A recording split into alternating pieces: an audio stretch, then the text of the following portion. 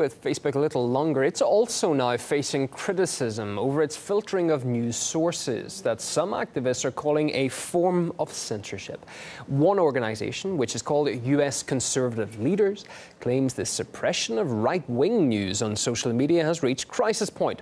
They say outlets from both sides of the political spectrum should be respected and given equal weighting online. But with recent gains in major elections across the globe, we asked New Yorkers what exactly they know about the term right-wing.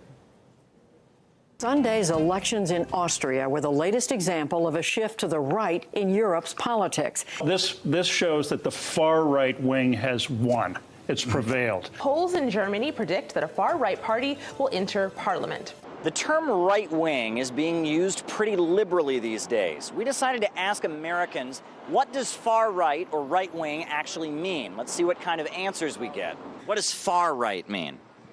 You're all the way... Would that be like a Nazi? Extremely capitalist views? It's probably a more militant version of right-wing, maybe a little more anarchistic view on the world, but just probably a more extreme viewpoint of far right. Far right means very far right. And what does that mean? On the right side, very far. Okay. Donald Trump is far right?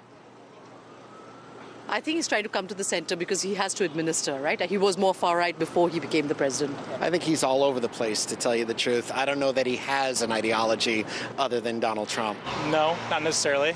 I think he's right of center, definitely, yes. But I mean, the fact is he's a former Democrat. He's not that far right. Any world leaders that you would consider to be far right? All fundamentalist leaders are far right. Putin? You think he's right wing? Yeah. Maybe Putin, but like, I don't know. You want? I'm not sure. Narendra Modi, he's considered far right. Viktor Orban, maybe. Prime Minister of Austria, perhaps. But yeah, I don't know. There might be a few others. It seems that in politics, words can be rather hard to define. Caleb Maupin, RT, New York. New Yorkers sharing their views. Well, former US diplomat Jim Jatras believes there's a multifaceted effort by social media platforms to sideline views that don't fit with the company's political agenda.